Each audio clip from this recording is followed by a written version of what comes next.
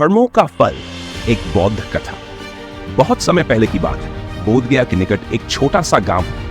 वहां पर एक धनी व्यापारी रहते थे जिनका नाम सुधाकर था। सुधाकर धन संपत्ति के साथ साथ एक बहुत ही अभिमानी और स्वार्थी व्यक्ति थे। वह गरीबों को तुच्छ समझते थे और अपने धन का घमंड करते थे। उन्हें लगता था कि संसार में जो कुछ भी है वह केवल उनके बल और बुद्धि के कारण है। एक दिन सुधाकर व्यापार के सिलसिले में दूर के गांव जा रहे थे।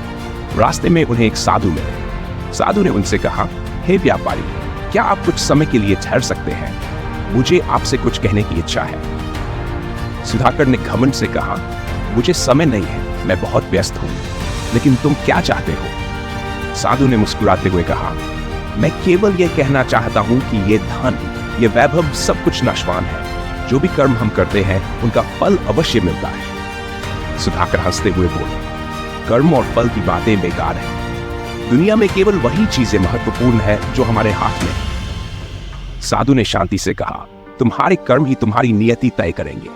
समय आने पर सब कुछ स्पष्ट हो जाएगा। सुधाकर ने साधु की बातों को नजरअंदाज किया और अपने रास्ते पर बढ़ गए। समय बीतता गया।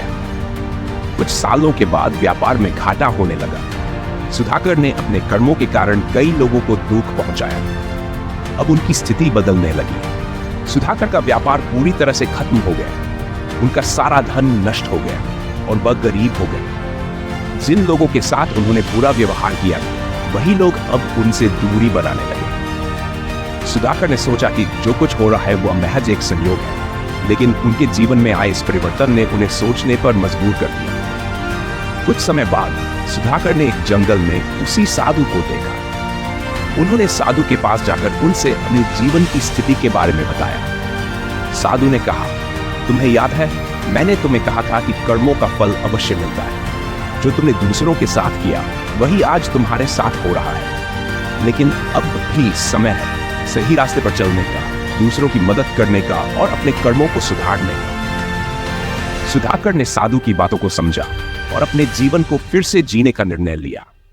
उन्होंने अपने बचे हुए जीवन में दूसरों की सेवा की, गरीबों की मदद की और अपने कर्मों को सुधारा। धीरे धीरे उनका जीवन फिर से बदलने लगा, लेकिन अब उन्हें धन और वैभव की चिंता नहीं थी।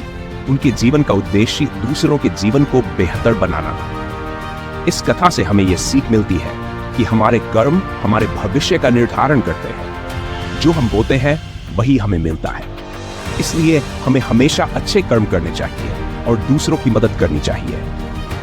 निष्कर्ष, संसार में सबसे महत्वपूर्ण चीज हमारे कर्म होते हैं। बौद्ध धर्म के अनुसार हमारे कर्म ही हमारे जीवन का भविष्य तय करते हैं। यदि हम अच्छे कर्म करेंगे तो हमें अच्छे फल मिलेंगे, और यदि बुरे कर्म करेंगे तो बुरे परिणामों का सामना करना पड़ेगा। इसलिए हमें सदैव अपने कर्मों के प्रति जागरूक रहना चाहिए और एक सकारात्मक दृष्टिकोण के साथ जीवन जीना चाहिए।